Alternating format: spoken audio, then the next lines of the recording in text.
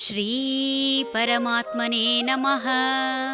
ಶ್ರೀಮದ್ಭಗವದ್ಗೀತಾ ಅಥ ಪಂಚದಶೋऽಧ್ಯಾಯಃ. ಪುರುಷೋತ್ತಮಯೋಗಃ. ಉತ್ತಮಃ ಪುರುಷಸ್ತ್ವನ್ಯಃ ಪರಮಾತ್ಮೇತ್ಯುದಾಹೃತಃ ಯೋ ಲೋಕತ್ರಯಮಾವಿಶ್ಯ ಬಿಭರ್ತ್ಯವ್ಯಯ ಈಶ್ವರಃ. ಅವ್ಯಯನಾದ ಅನಂತನಾದ ಮೂರೂ ಲೋಕಗಳನ್ನು ಪ್ರವೇಶಿಸಿ ಅವುಗಳನ್ನು ಧರಿಸಿರುವ ಇನ್ನೊಬ್ಬ ಉತ್ತಮ ಪುರುಷನನ್ನು ಪರಮಾತ್ಮ ಎಂದು ಕರೆಯಲಾಗಿದೆ.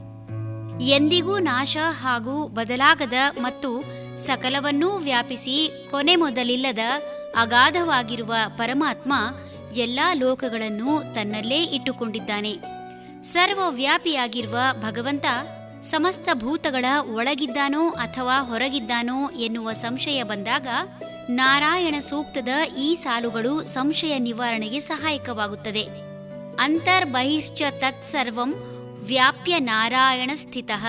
ಇದರ ಅರ್ಥ ಒಳಗೂ ಹೊರಗೂ ಮತ್ತು ಸುತ್ತೆಲ್ಲ ನಾರಾಯಣನಾಗಿ ಇದ್ದಾನೆ, ಅರ್ಥಾತ್ ಚಲಿಸುತ್ತಿದ್ದಾನೆ ಎಂಬಂತೆ ಈ ಪರಮಾತ್ಮ ಸಕಲವನ್ನೂ ವ್ಯಾಪಿಸಿದವನು. ಸ್ವರ್ಗಲೋಕ, ಭೂಲೋಕ ಹಾಗೂ ಪಾತಾಳ ಈ ಮೂರೂ ಲೋಕಗಳನ್ನು ಧರಿಸಿರುವ ಉತ್ತಮ ಪುರುಷನೇ ಪರಮಾತ್ಮ. ಸಮಸ್ತ ಭೂತಗಳಲ್ಲಿರುವುದು ಜೀವಾತ್ಮವಾದರೆ ಇದಕ್ಕೆ ಚೈತನ್ಯ ನೀಡುವ ಭಗವಂತನೇ ಪರಮ ಆತ್ಮ, ಅಂದರೆ ಪರಮಾತ್ಮ. ಪರಮಾತ್ಮ ಎಂದರೆ ಅತ್ಯುನ್ನತ ದೈವೀ ಶಕ್ತಿ. ಯಾವ ರೀತಿ ಒಂದು ವಿದ್ಯುತ್ ಜಾಲದಿಂದ ಬಂದ ವಿದ್ಯುತ್ ಸಣ್ಣ ದೀಪಗಳನ್ನು ಬೆಳಗಿಸುತ್ತದೆಯೋ ಅದೇ ರೀತಿ ಪರಮಾತ್ಮನೆಂಬ ಜಾಲದಿಂದ ಬಂದ ದಿವ್ಯ ಶಕ್ತಿ ಸಮಸ್ತ ಭೂತಗಳನ್ನು ಚೇತನವಾಗಿಸುತ್ತದೆ. ಇರುವುದು ಒಂದೇ ಉನ್ನತ ಶಕ್ತಿ. ಇದನ್ನು ಕಾರ್ಯಕಾರಣಕ್ಕಾಗಿ ಆತ್ಮ ಹಾಗೂ ಪರಮಾತ್ಮ ಎಂಬುದಾಗಿ ಕರೆಯಲಾಗುತ್ತದೆ.